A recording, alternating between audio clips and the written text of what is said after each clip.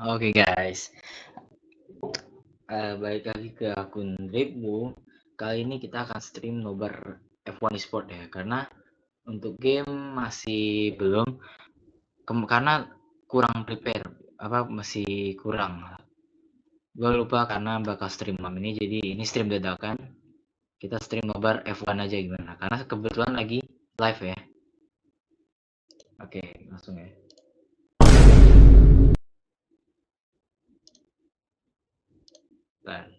Bentar ya.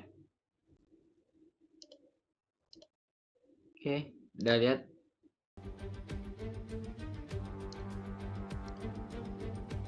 Live ya. Oke, langsung ya. Sebentar, ada masuk. Bentar ya. Oke, udah lihat. Welcome to the 2024 F1 Live, Sim Racing World Championship, Okay. and welcome to a race afternoon. I am so excited to be back here with you guys. It's Ariana Bravo once again hosting, and I have an amazing team alongside me who you will be introduced to as we go through our race shows. So qualifying done and dusted. For those of you that might just be joining us, we had 2 qualifying sessions earlier on today for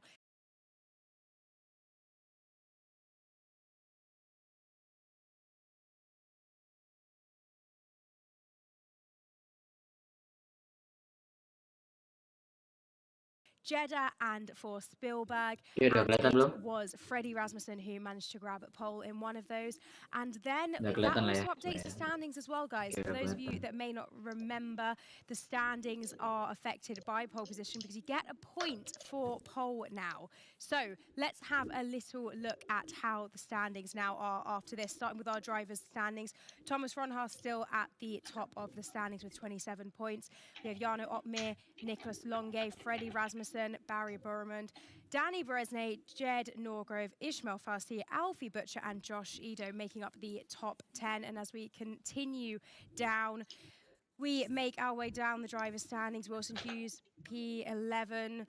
And if we continue down, we can see all the way down to 24, everything to play for in these races. And if we also look at the constructors standings now, we have Kick F1 in first place with the 27 points, Mercedes P2, Ferrari P3, and we have Oracle Red Bull Sim Racing P4, AlphaTauri 5th, Williams 6th, Haas 7, McLaren 8 with work to do, Alpine also with work to do, and then in 10th we have Aston Martin. Now, as I said, qualifying is done and dusted. Freddie Rasmussen grabbing pole in Jeddah and Thomas Ronhaar in Spielberg. But for now, let's introduce you to another member of our team. Claire Cottingham is ready to go with an interview. Claire, who have you found? Well, I've come alongside to Ferrari. Wonderful to see you. Could you just introduce yourself to anybody that doesn't know you? Yeah, my name is Tiziana. I'm the Scuderia Ferrari Sports Team Manager. You say it so much better than I could. Even Scuderia. I mean, Tinggalan banyak tadi, prepare-nya agak lama. Confident, and we will see what's going on. Now, I want to know about your history within esports and with Ferrari as well. What got you into the whole... And certainly turbulent as well, overtaking zones aplenty. We're looking forward to taking you through this one.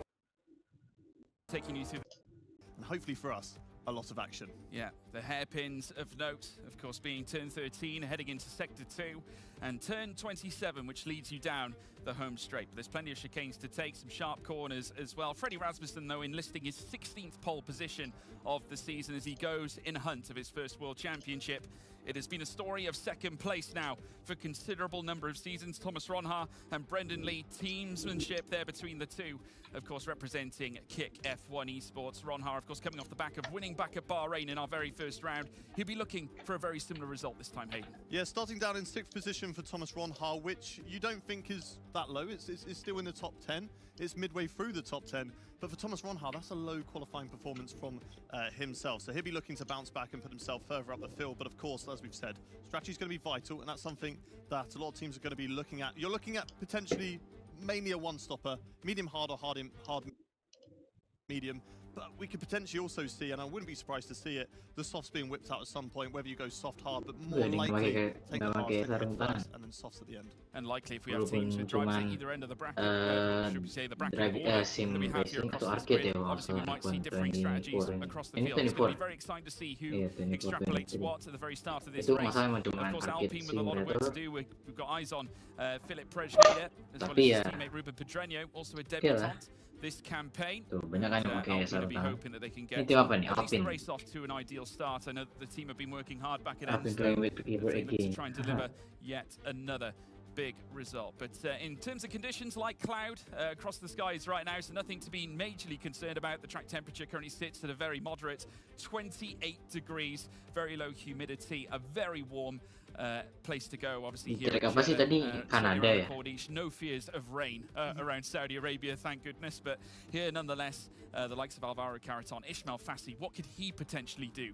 here as we look to get set for round 2 this campaign? For those of you who don't know though, your commentator here, George Morgan, alongside me, Hayden Gullis, and we'll be taking you through tonight's racing action. There's the Mercedes pairing of Jarno Opmeer. Major surprises to see perhaps him outside the top 10, but we know what he can do in terms of a race strategy, Hayden. Yeah, and this circuit's going to bode well for him because overtaking is going to be a plenty, and I think he can certainly move himself up the grid. And this is a guy who always seems to whip out a strategy that works perfect for himself. So I'm very excited to see what happens. Yeah, as am I. As now Okay, udah mulai light, start. light lights up here at Jeddah. All 5 lights are lit. Ini Kanada, and it's Singapura pedal atau to the apa? metal. And it is go, go, go, go, go. Freddie Rasmussen gets away well. Barry Burman in second place. The whole 10th of a second still divides them through turn 1. As we now see them, Fassi, Blakely, wheel to wheel on the escape from turn 3. Through turn 4 they go. Fassi has his number. Inside line through towards turn 5 as well. As they still run wheel to wheel through the slalom, through the S's. It's Rasmussen who leads. Burman second. Butcher in third place. Fassi ran wide there.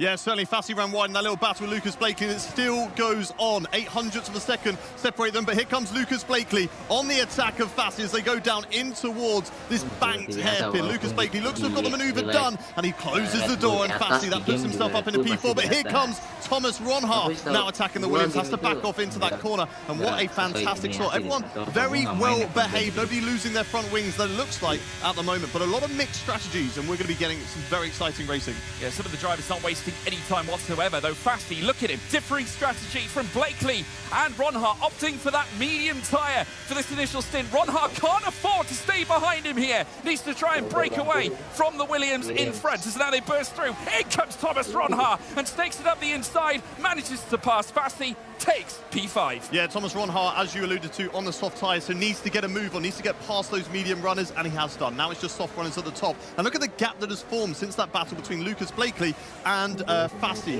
That's allowed the front runners to run away, and now they need to kind of work together as a trio to get that gap, and there's to get that gap away from the rest of the field to really benefit themselves later on in the race. We're watching now Alfie Butcher right up, tucked behind that Ferrari of Barry Borman. You probably smell a lot of exhaust fumes right now.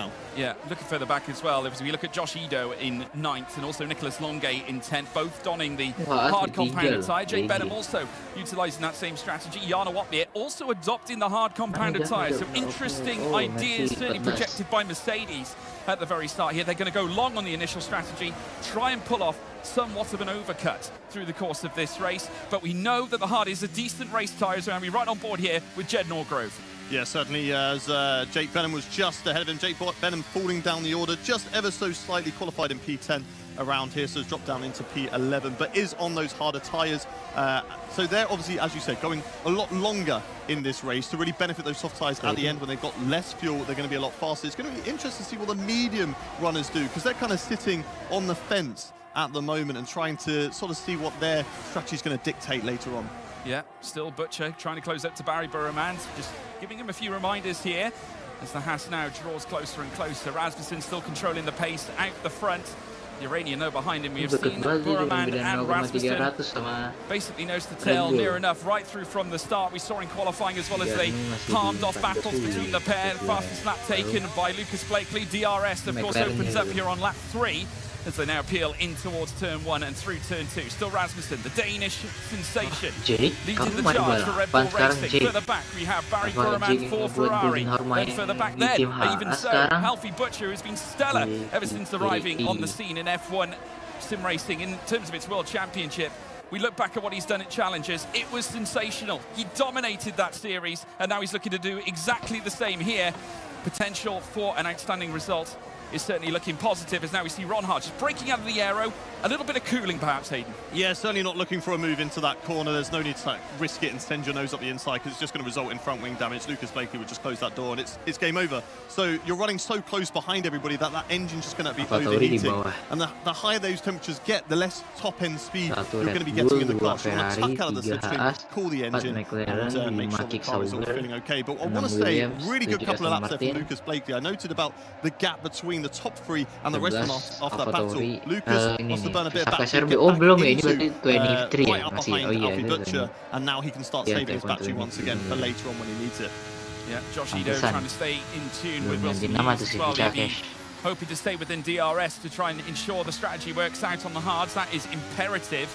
Of course, all drivers still sat within DRS, so it's still working out for them right now, but it's a long way to go. Lucas Blakely now fanning out for the back with Alfie Butcher. Of course, they're breaking up further up as well. You just saw Barry Burman just breaking out of the slipstream, or breaking out of the aero from in front.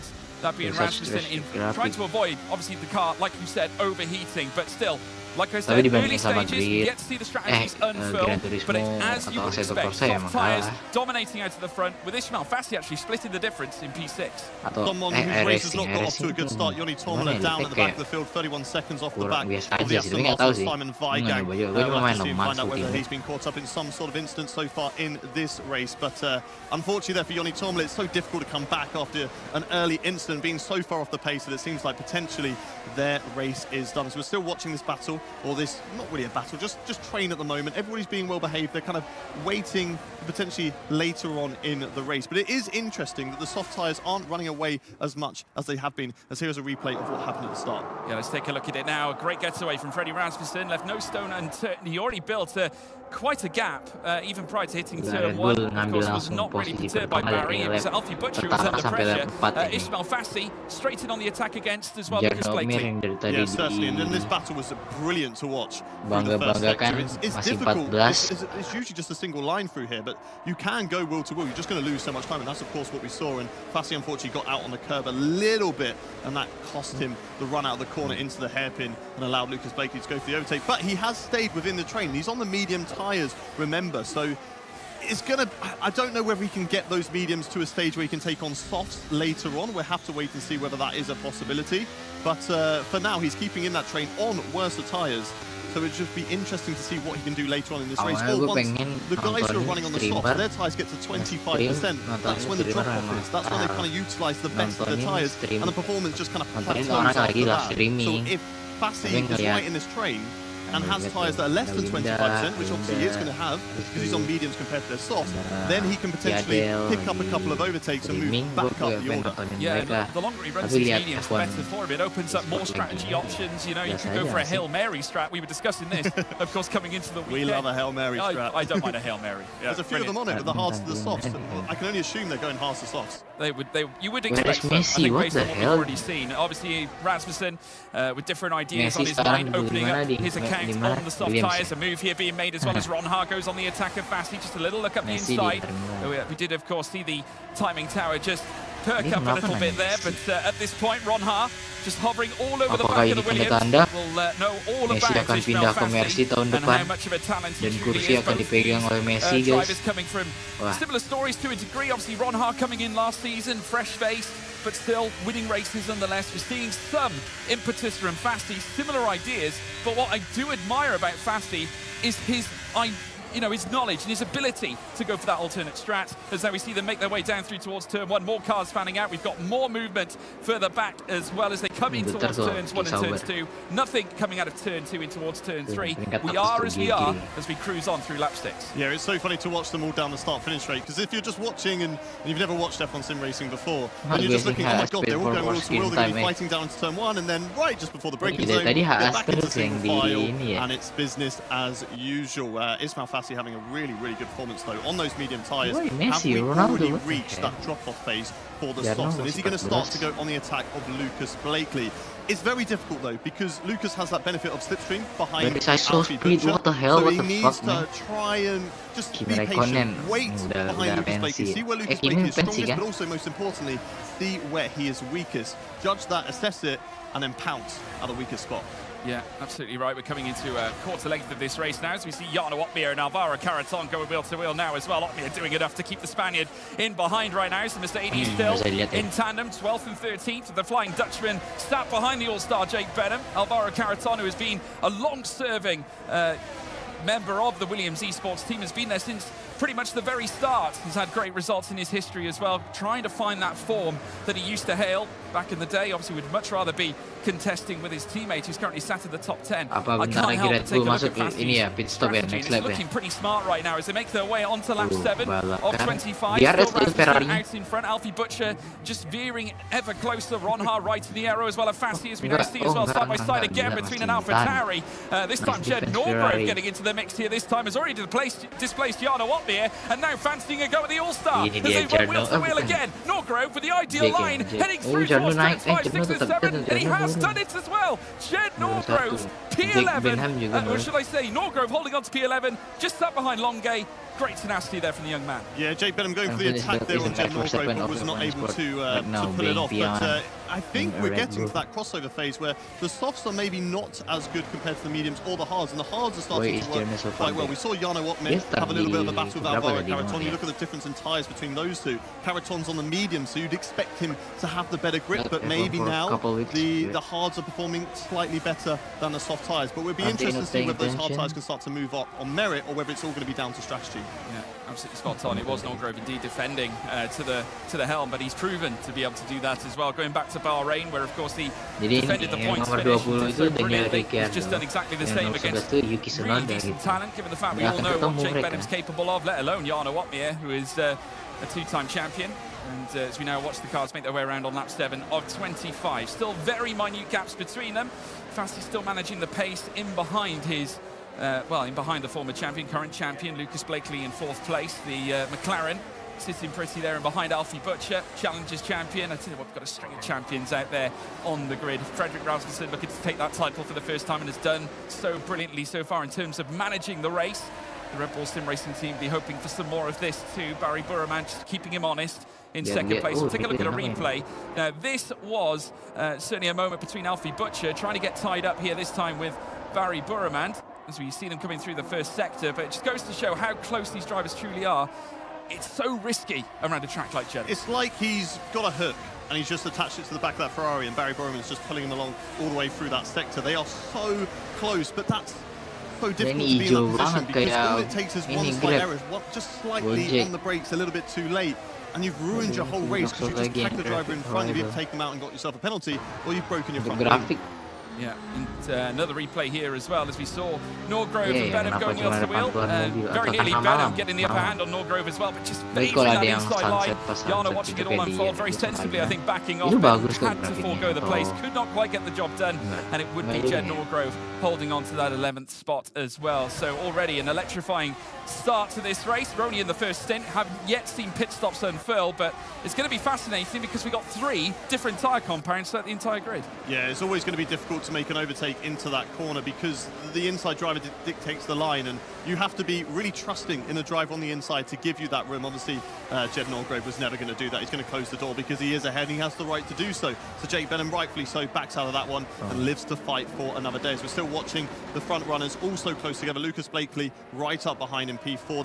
There was a little bit of separation lower down in the field. Simon Weigang, Philip Presneda also with about 2 seconds off the pace, but they just had a bit of a battle themselves or a mistake there, but they've managed to close up the gap as well and get themselves back into this train. Yoni Tormala is catching up.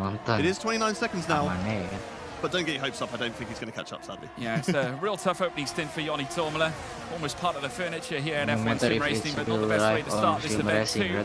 As we know, see Freddie Rasmussen make his way through the hairpin section, coming out now of that initial between them. And yeah, it has so much actually. 7/10 of a second now opening up between Burraman and Butcher. Looks like the aggressor now all of a sudden as they burst their way out of the hairpin.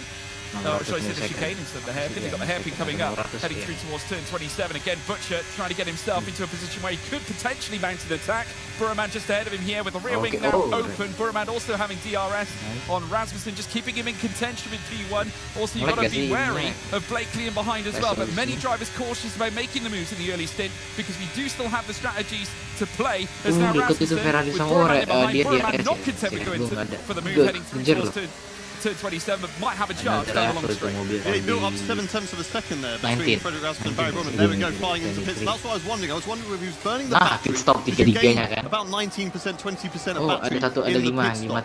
So you're going to get that battery back. So you are free to use it, or whether he had just better wings and was so good compared to the other teams in the first sector. But I think it was very strong there from Freddie Rasmussen to break away, and now it'd be interesting to see they've gone onto the medium tyres as Freddie Rasmussen, Barry Burraman and Alfie Butcher all in the box now. Lucas Blakely though decides to stay out. Fassi of course has been on the medium, so is able to go longer, but it's always going to be interesting. Obviously those hards, the medium tyres are now going to catch up because they have brand new tyres and they're able to push a lot harder, and they're going to catch up those hards. But it's going to reverse later on. Medium tires berarti Josh itu pakai hard dari awal race. Yeah, very close as well. It looked like there was some debris actually flying off one of the cars. Not quite sure whether it might have been the Haas of Alfie Butcher who might have lost the front wing end plate. I'm not quite sure. It might be the the Ferrari. Not quite sure where that came from. It did look like it. Not 100% sure whether that was the case, but certainly somewhat some stuff happening nonetheless. As Alfie Butcher now forgoes a position as Thomas Ronhaar bursts on ahead. So now he's up to 17th place. Butcher now licking his wounds down in 18th. I think he could be in trouble here because he did that coming into the pit lane. I don't think the game's going to affect his front wing, so he's actually going to be limping around this circuit right now, and you can just watch Thomas Ronhaar bolting away. Wilson Hughes is going to be wanting to get past as soon as possible because he's just going to be holding him up and losing time. And Wilson, it's fundamental that he does not lose the train or the back end of Thomas Ronhaar to lose that slipstream. Otherwise, it's going to leave him in danger. We've got Lucas Blakely in the box, Fabrizio Donoso in the box, and that's all of our soft tyres. And it's happened again. It's happened again. Fabrizio Donoso's just done exactly the same thing. Yeah, it looks like Donoso might have suffered the same fate as Alfie Butcher there in that case, and unfortunately, Butcher sustaining the damage that he did has now put him right up against the pressures of Wilson Hughes, as well as many others. Hughes now diverting to the inside, heading through towards turn one. Butcher being displaced, the Haas dropping back, as then the McLaren goes on the attack, also on the attack as well as the Ferrari ahead, as we see Barry Burman ahead of Thomas Ronhaar as well, who's currently situated ahead of Wilson Hughes, who's just had Butcher heading in towards turn one. Yeah, I just want to correct myself. Looking at those end plates, it look like they're actually all intact there. As you can see, he's going through turn 4 now. So I think he's got away with that. They have fixed the front wing, or it's just very, very minor damage. Yeah, and at the end of the day as well, it will cost him still some time. You just see Lucas Blakely pushing him around the first sector. Truly baffling scenes. We've also got to talk about Fassi, because this is where he puts the burners on, right? He's got to try and pull off an overcut in order to make the strategy work. Yes, certainly. He's the front runner now of the mediums, and he's going to have to sort of dictate what strategy they're going to do for the time being. Obviously, you've got the hard runners of Josijo right behind. Here's a replay again, and this is what happened on lap 10. Again this time around, and obviously we just saw Fabrizio Donoso. This is just prior. They had a little bit of contact coming out of turn 27, and they would then eventually dive into the pit lane. Similar scenario to what we saw from Alfie Butcher again. What looks to be a little bit of contact heading through to their pit stop phase. As now we see them make their way around on lap 11, now lap 12 of 25. Fassi still out in front. Just look at this for Donoso, though, who's going in on the attack. This time on Alfie Butcher, who seems to be losing place after place. I don't know, Hayden. I reckon there's something wrong. Yeah, I've just had a note handed to me from the amazing Claire Cottingham, and she has told me that it was actually Barry Borman who sustained the damage and not Alfie Butcher. Was the Ferrari in front then? It was the Ferrari in front. So he's still in P15 though, but he has fallen down. He is actually battling right now with Thomas Ronhaar further down the field. The Mercedes running well on the hard tyres, 5th and 6th for both of those guys, but it will be interesting to see how, of course, their strategies play out. And it is good to know that you can do a soft medium, but you are going to be really pushing those tyres. Maybe not quite as close to puncture range, but they're not going to have some great performance by the end of their stint. Those guys who are going hards to softs, they're just going to have better life in their tyres and can really, certainly catch up to the medium runners and go for some fantastic overtakes. At least we hope so. Yeah, we're coming into the halfway point now, lap 12 of 25. Halfway through this lap will be the halfway point, as Ismail Fassi still leads the way. We can just see there the contingent of the Mercedes drivers, Jake Benham and Jana Watmir further up, trying to make this hard tyre start strategy work. As we now see them make their way now out, heading through the final sector. There's Lucas Blakely, Wilson Hughes in behind as well. Fassi, now there's a move for the lead up at the front, I think. Whether that's Fassi coming in, I don't think it is, but it looks like Ido now has the lead of the race. Yeah, it looks like the hard tyres are working a lot better now than the mediums. They must have dropped past their 25% range. Now the hard tyres are the tyres to be on if you're one of the guys who have not done a pit stop yet. As they go wheel to wheel though, but maybe this is something else, George. Maybe this is these two working together. They're using the DRS. Obviously, we've got 3 DRS zones around here. You can gain so much time in the slipstream, and if you trade positions without battling, without holding each other up, you're going to help yourselves get away from that chasing pack at the moment. Williams, let's go. Yeah, very much these situations can turn the entire race upside down, and very nearly turning Thomas Ronhaar upside down as they made contact through turn 1 again. So Lucas Blakely looking to try and push on here and break away from the Kick F1 car that currently sits in front of him. There's a queue forming behind Barry Burman right now, and if it's true what they say and he has wing damage, he's going to be holding them all up. Yeah, certainly. I mean, he has gone massively from Freddie Rasmussen, but of course he's going to be wanting to hold on to that position as much as he possibly can, because these are vital points in F1 sim racing. Thomas Ronhaar, though, not ready to go for a move, because the problem is, yes, you want to get past him as soon as possible, which of course, especially as we are on mixed strategies, but as soon as we get into a more plateau that everybody's on the same strategy, you're then going to be the leading car, and it's so difficult to break away when someone's got slipstream, especially around here. So you need to time it to perfection. You need to do it basically just before you go into Sector 1, so that when Barry's going to be struggling through the corners, naik lagi Red Bull, the hell. Yeah, Fuck, Ishmael bro. Fassi now falling behind Nicholas Longe as we now see a collective of, or a gaggle of cars making their way through that final sector. Josh Ido now at the head of the field. Longe taking second place. Red Bull out in front as we now see Longe now boxing into the pits. And we also see Benham coming in as well. So the hard tyres now starting to make changes. So we're now seeing some swapping there between Thomas Ronha and Lucas Blakely, who immediately diverts down the inside. There's still a switchback, just could not quite find it. And ends for Barry Burmand as well. So we're going to see a 3-car scrap now. With DRS applied. Ronha without it. DRS McLaren Ferrari. Who goes around the outside, heading through nice turn 1. Blakely though with enough in his locker to defend the place and keeps Burmand, his former teammate from last season, in behind. Ronha did exactly what he said he shouldn't be doing, not overtake into that corner, because you're just giving the DRS to the guy behind you and just saying, well, that was nice to go side by side, shall we do it again? And they did, and unfortunately there for Thomas Ronha, he's just lost position against Barry Bowman, and he's stuck in this section. And look at Lucas Blakely doing exactly what he said. Blitz away in Sector 1, and now you are free. Thomas Ronha needs to be patient, but I understand, it's very difficult when you've got another driver right up behind you that is ready to attack. He's going wheel to wheel right now. Can he pull it off into this tricky chicane? Of course, it's a very difficult overtaking opportunity here, and rightfully so, he backs out of it. But Freddie Rasmussen running away at the moment, has about a 4-second gap over Lucas Blakely so far in this race. He was obviously the net race leader, and he should retain that once we go back, as Ronha now goes for the overtake into this tight, twisty chicane. But Ferrari. See Borman back on him. Well, we'll have to wait and see. I mean, I think one thing Ronha can take is the fact that you will still have DRS. Dan juga nggak bakal kita lihat kalau Williams bisa overtake Red Bull di atas. Oh, masuk pit. Opmir, or should I say Fassi staying out. Opmir now leads the race. We have got Fassi in the box, should I say. Caraton stays out. So there we have it. Ido's through.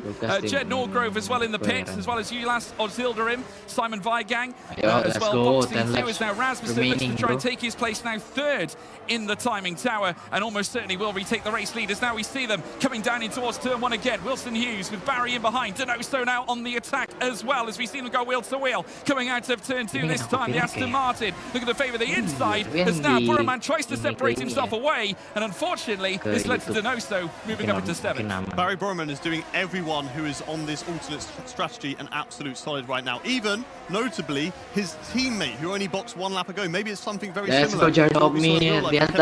Holding up the rest of the field to help out Nico Hulkenberg to get himself into the points. Obviously Nicholas Longe is going to have to do a little bit of work, but he's qualified outside the top 10. He's P10 at the moment. He's going to have much better tyres than those guys in front of him, so he's going to be able to use those, certainly now, but definitely, you know, at the end of this race, he's going to have better tyres. But those guys on the softs, watch out for them, because they are right on the back of this train, and they are absolutely flying. What happens here now, Jarno Opmir could yet see himself in the top 10 coming out of the pit lane. Obviously, with all the battling that's happened further down, we've of course seen Barry Burman holding up the train of cars. Definitely does seem to be something wrong with him here, with Denoso now on the tail of Wilson Hughes. I must say, Denoso's impressed me so far from what we saw in qualifying. Almost vintage Denoso Delgado as he now looks around the outside. Jarno Opmir now boxes, as does Caraton. So Freddie Rasmussen should retake the lead of the race. They now head through the final corner at turn 27 to begin very shortly their new lap now. Caraton coming out of the pit lane shortly. Rasmussen does indeed retake the lead, and now they will be as they were, with Blakely now up into second, Ronha in third, Hughes in 4th place. Now where does Opmir come out?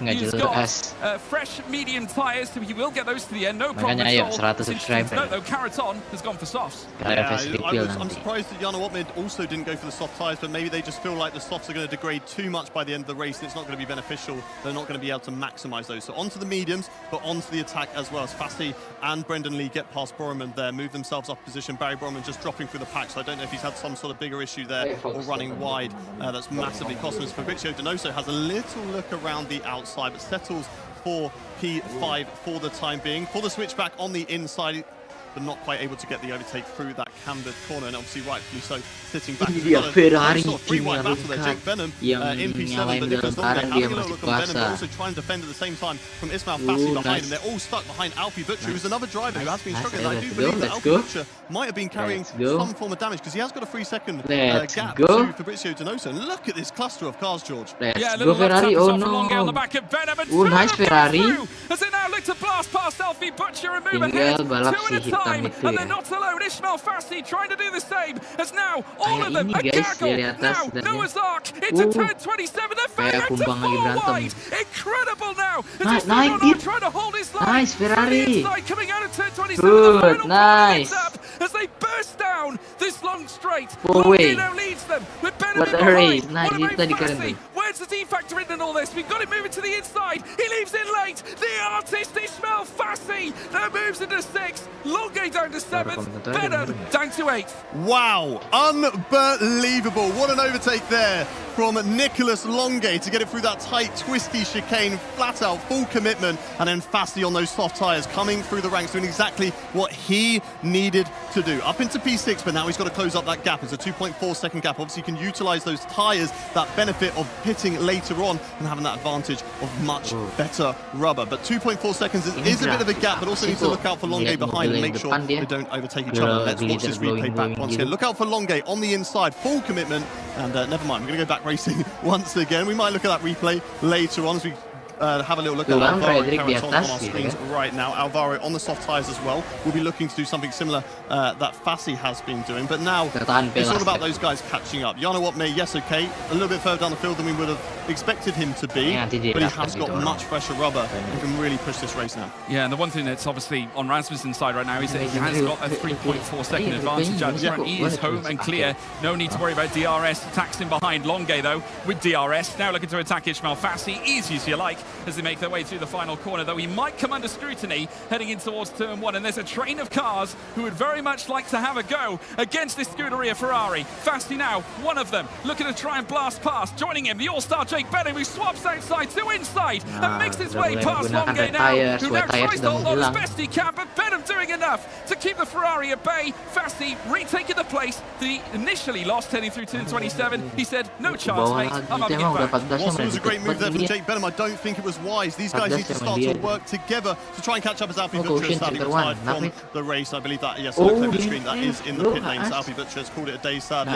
A little bit of front wing damage going into the pit lane, but I'm sure he'll bounce back through. He's a great talent, so I'm sure he'll bounce back later on in the race in Austria. But yeah, I don't think it was a wise move there from Jake Benham because it compromised both himself, Fassi and Longue going into turn 1. And it is vital that they work together, slipstream off each other to try and catch up. They are now within that 1 second, but you know, you want to do it as early as possible. You want to get as close to that train as early as possible to maximise the amount of time you have left in this race to get these overtakes done, because you want to be patient whilst also aggressive. It doesn't make sense, but it kind of does make sense in F1 sim racing, because if you go too aggressive too early, you're just going to break your front wing, and when you have not that much time to make the overtakes, the pressure's kind of on to be that aggressive.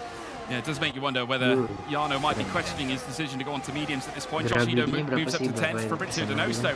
Also on the attack of Wilson Hughes once again. These two be going at it for quite some time now. Further up, Ronha as well, tucked in behind Lucas Blakely. Current reigning champion against potential champion this season. Of course, winning the race last time at Bahrain. Now looking to try and stamp his authority here into turn 1 at Jeddah. I think more so defensive-minded against Blakely's teammate Wilson Hughes in behind him. Donoso, though, waiting to pick up whatever crumbs he can get. This has been a great performance from Fabrizio Donoso, the Chilean, who has been also in amongst F1 sim racing for such a long time. I harked back earlier to his performance at 2017's finale, where he took Brendan Lee all the way and very nearly came out on top as well. It was misfortune that phased him on that occasion, but he stands to get good points this time around. Rasmussen, though, still comfortable, 3.5 seconds. Fassi still trying to close up as he goes wheel to wheel with Donoso further back as well. That's a daring move there from the Williams as he looks to try and challenge. Johnny Tormler takes the fastest lap of the race, and Fassi's done it, you know. He loves Jeddah. He takes P5 away from Fabrizio Donoso. He's absolutely flying at the moment, and he needs to do that on these soft tyres. He needs to get through this field as quickly as possible if he wants any chance to catch up to Freddie Rasmussen. 3.6 seconds, it doesn't look like it's going to be likely, but you never say never here in F1 sim racing. He now needs to get on the back of Wilson Hughes, use the benefit of these soft tyres, and try and pounce him as early as he possibly can whilst doing it safely. Fabrizio Donoso, fantastic performance so far, but sadly on the back end of this train, they're on the older tyres compared to these guys. He's just trying to defend there from Jake Benham to move over out on the slipstream. Breaks late, right up around the outside there. Fassi boxes him in with Wilson Hughes, and Fassi nearly puts both of them into the barrier. They get through okay, they're still going. This is a fantastic battle, George. So close to carnage coming out of turn 27. I must tell you, Fabrizio Donoso, ice in his veins, still trying to close up to Ishmael Fassi, who leaves it late down the the inside into turn 1, attacking Wilson Hughes, trying to pull off what Donoso couldn't a few laps ago. Of course, he's been trying so hard, the Aston Martin, could not quite typify the Scotsman in front of him. Fasti, though, is going to try, and he's on better tyres, only 5 laps old soft, better grip, lots to offer here for this Williams. He wants the podium, and he knows it's right in front of him here. Definitely worth going for the move there, but needs to be careful, needs to make sure he's 100% confident he's going to get it done, just like he is right now. He's using that grip, he's using that advantage on the inside of the bank corner, and he can really throw it in there, and he's moved himself up into P4. Great move there from Fasti. I think that he's made a few overtakes into that corner now. It's one of his favourable ones. He loves Jeddah. I've seen many a Ntar ya. Turunin. Aduh, ngapain nih nge-lag? Ada sesuatu pasti.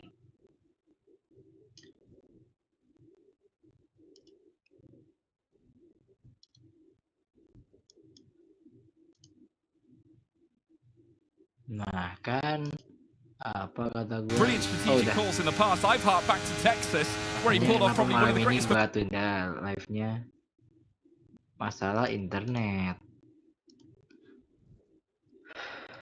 Tenang. The DRS, he can utilize it into turn 1.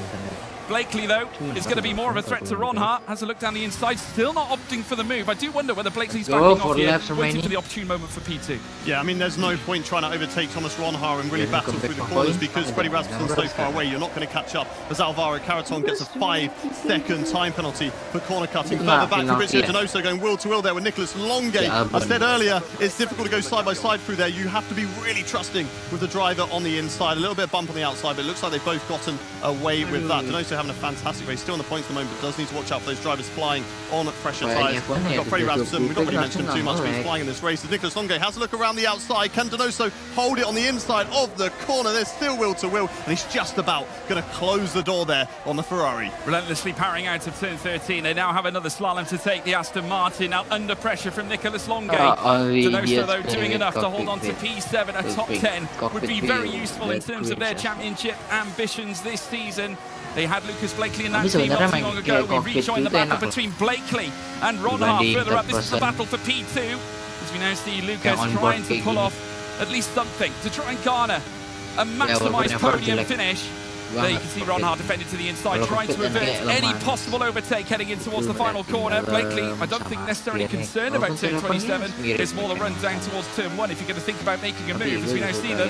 Still nose to tail, further back Fasti. You do have to wonder how long Fasti's soft can go on for here, Hayden. Yeah, I feel like they're starting to die off pretty quickly right now, to be fair. Brendan is going wheel-to-wheel with, I believe that is the Red Bull Josh Edo that's just ahead of him. Let's go down into the first corner. Brendan Lee now on the outside through turn 2. We get the inside line through turn 3, but Josh Edo might have... No, he tried to close the door, but he was still there. Now Brendan Lee will have the inside line going into this next corner, but can't get it up the inside. He's just not far further alongside to really put his nose in there. But yeah, going back to the front runners, I think Lucas Blakely's just biding his time. He's pulling out that slipstream. Ronhart's not defending. He's just taking the normal line through that corner. Lucas Blakely's pulling to the outside just to continue cooling that engine so he has that power later on in the race when he does want to go for the attack. Fasti, though, he is right in this battle, but yes, I do agree. I feel like he's utilised the soft tyres. He's got himself into a fantastic position, but now he doesn't have that advantage that he did over the other cars. He'll still have some good tyres behind him or underneath him, but they're not going to be as good as they were, you know, like at the start of his stint, of course. Just what does he have left inside that Williams in order to potentially deliver a podium result here for the very first time in F1 sim racing? And don't ever count out Fasti. He is wickedly fast. We saw what he's capable of in qualifying. Went against the grain in terms of strategy in the opening stint. The sole driver in the top 10, really, to go on the medium tyres, certainly in the top 5, as they're now seeing them come wheel-to-wheel again. This time Blakely going for the lead, or going for P2 this time around as they run wheel-to-wheel. Fasti now opting to switch back. He might get a chance here. Someone's going to be without DRS, and I think it's likely to be Ronhart. No, it is. Blakely's not got DRS. It's Ronhart with DRS as they hurdle down the straight. Fasti has it as well. Will he cut to the inside? Will he go to the outside? Who knows? Blakely defending, though, aggressively, taking the outside line through towards turn 2. Ronhart forced out wide. That opens the door for Ismail Fasti, who now provides the undercut, coming through towards turn 3. He's done it! Podium place now in the offing for Ishmael, the artist. Fassi. Opportunistic move there from Ishmael Fassi. He saw the door wide open after that little battle between Lucas Blakely and Thomas Ronha. And he just went straight for it. He's moved himself up into the podium position. Fantastic move there from himself. But now he's going to have to be the one who's patient, wait behind Lucas Blakely, get to crunch time, which will be the final lap, of course. And then I don't even know what's going to happen on the last lap, because we've got so many drivers so close to each other. And I'm expecting some more four-wide appearances. Well, talking about Hail Marys, I think we're going to see plenty of those coming into the final 2 laps of the race. We're going to be in for a real treat. Let's strap ourselves in, popcorn in hand. It's going to be special here at the Corniche. Now seeing them make their way around on lap 23 of 25. It's all a small matter of a couple of laps to go. Can Lucas Blakely hold on to P2? Will Fassi rip it away from his fingers? We'll have to wait and see. What I will say is that Fassi making superb use of those soft tyres right now. Looks calm and composed, nothing phasing him. But the question is, will Thomas Ronha phase him now? Fassi looking to the outside of Blakely this time. Who's going to lose DRS here? Is it going to be the case that Blakely, I don't think he's going to keep it, because the DRS detection point is long gone. And Blakely's going to be a sitting duck. Fassi knows it, so does Ronha. Who's going to win the battle? Through towards the first corner. Penultimate lap of the race begins, squeezing him to the pit lane side now as we see Ronha defending, trying to keep Blakely at bay. He's done it. He holds on to P2. Fassi, though, down to 4th. Great respectful battling between those two. Lucas Blakely put Thomas Ronha right up against the pit wall, but left him enough room. But Ronha was not backing out. Send it up the inside. Lovely wheel-to-wheel moment between the two of them. And this battle, I don't think, is over yet. We've still got a lap and a half left to go. Plenty of DRS opportunities, plenty of overtaking opportunities. And Fassi is another one who's going to be wanting to get in this mix. And look at the gaggle of cars that's behind everyone right now. We're going to be seeing a lot of overtaking. We're going to be seeing a lot of side-by-side action. And this is going to get really, really good racing. Yeah, good news for Mercedes. Jarno Opmeer now in the top 10. Of course, he's managed to work his way through the sea of cars that are currently sat underneath, and now still holding on to P9, not too far away from Nicholas Longate either. So we've got double points on offering here for Mercedes. Red Bull just on the outside of that, despite Freddie Rasmussen leading the way, as we now see once again Lucas Blakely just threatening the inside of Thomas Ronha. The Dutchman still doing well, though, to retain that P2. Let's take a look at this replay. Now, this is Carrington. It looks like a front wing's missing. Yeah. He's lost his front wing. I don't know how he's got caught up in that. There's so many cars in that sort of gaggle there. He's going wheel to wheel, and everybody's just trying to get past him. But yeah, Alvaro Carrington, sadly, that's his race over. Yeah, and we're coming on to the final lap now very shortly. Ronha loses out twice. Fassi, though, with a great chance. Enter Wilson Hughes as well. McLaren looking to put 2 cars higher up in the top 5. Here comes Ronha again, looking to try and fight back. Blakely pushing him so close to the barrier, as though we see Fassi as well. Now going wheel to wheel as they take it now through turn 1. Turn 2 comes up next. Still the Ronha trying to hold on. He takes P2, holds P2. Fassi all over the rear of him, as is Blakely. They're going to run wheel to wheel, but still Blakely holds on. Here we go. This is crunch time. This is the last lap. This is where they're all going to be sending it, trying to gain those vital positions. We've all been patient so far this race. Now it's time to throw patience out the window. It's full send, or as you like to say, it's pedal to the metal, and it's go, go, go, go, go. And it's Lucas Blakely who's currently in third position, hunting down Thomas Ronha. We're going into this back hairpin right now. Fassi's currently in fourth position. He's biding his time behind these guys, but it's all going to be into that final section. There's a DRS zone, there's a hairpin, and there's another DRS zone. George, who's going to have it? Well, it's a mystery to me, but one thing I will say is I think Freddie Rasmussen's got this one pretty much to bed. 5.7 seconds clear becomes 5.8, but the serious quiz is the battle for P2. In behind Fassi once again on the attack. Knows this is his last chance. Right in behind Thomas Ronha, trying to break down Lucas Blakely. It's a major job for Fassi, and now more concerned about defending. Blakely cuts him off. DRS now given to Blakely, given to Fassi. Also Benham in the mix too, as they head down through towards turn 27 for the final time. We can't detract away from the front, surely. Freddie Rasmussen will surely make his way to a 13th race win. A fantastic move from Ishmael Fassi, however, who will go onto the line. He takes P3, but Freddie Rasmussen, 13 races now. Unlucky number, maybe for some, not for the Great Dane. Take a bow, Freddie Rasmussen, race win here at the Jeddah Corniche circuit. What a fantastic drive for him. 5.5. Oke, mungkin besok gimana kalau kita live The Sims malam-malam, pagi juga bisa sebenarnya. Nanti lihat aja deh.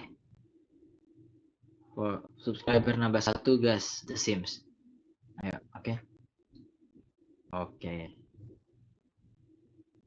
Udah, untuk kali ini segitu aja dulu ya. Gue udah ngantuk juga. Jadi selamat tinggal ya. Dah penonton dan dah guys semua dah. Good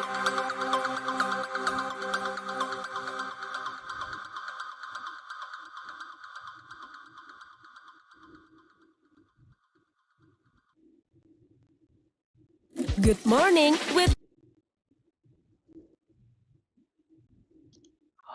Streamnya belum mati ya. Ingat, jangan lupa subscribe channel ini sama channel yang satunya ya guys. Dah, bye-bye. Terima kasih sudah mau menonton. Arigatou gozaimasu. kelas.